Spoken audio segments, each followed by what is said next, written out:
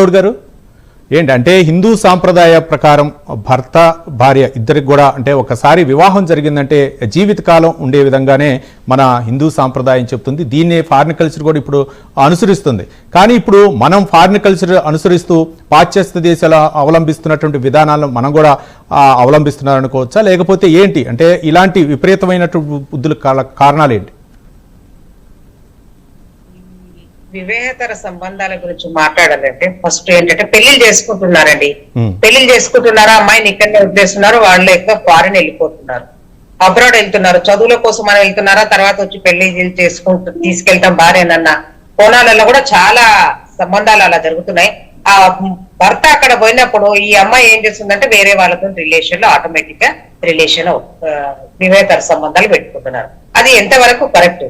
ఇంకొకటి ఏంటంటే భార్య భర్తలకు ఇష్టం లేనప్పుడు వాళ్ళు విడిపోవడం కరెక్ట్, గాని ఇంకో వేరే వాళ్ళతో సంబంధం పెట్టుకోవడం అది చాలా తప్పు. దాని వల్ల సమాజం ఎక్కడ పోతుంది, మనం ఏం చేస్తున్నాము?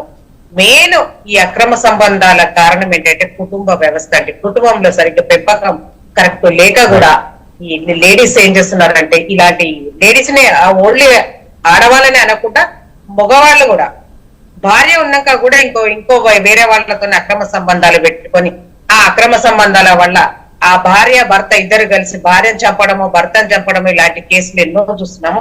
ఇది చాలా వాటికరు. చట్టము చేతిలో తీసుకోకూడదు అంటే కొన్ని పరిస్థితులు తనను రక్షించుకోవడానికి కూడా ఎదుటివాడిని చంపాల్సిన పరిస్థితి ఒక మహిళకు ఏర్పడిన కొన్ని కేసులు మా దగ్గరకు వస్తుంటాయి.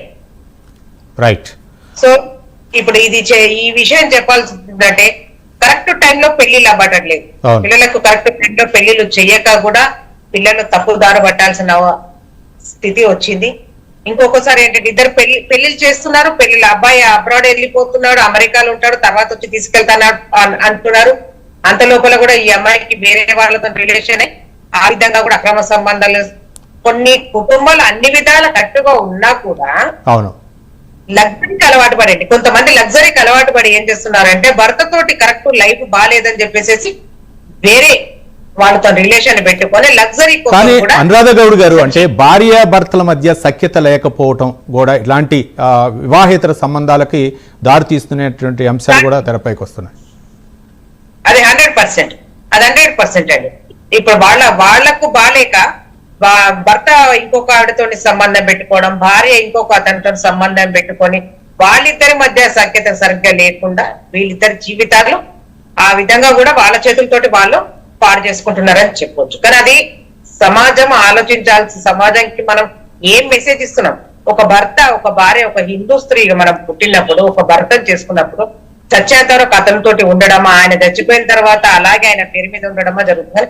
ఈ మధ్య ఎక్కడండి 2 నెలల్లో ప్రేమలు ప్రేమించుకుంటున్నారు, 4 నెలల్లో పెళ్లి చేసుకుంటున్నారు, 6 నెలల్లో విడాకులు జరిగిపోతున్నాయి. చాలా ఈజీగా అయిపోతున్నాయి, అన్ని ఈజీగానే అయిపోతున్నాయి.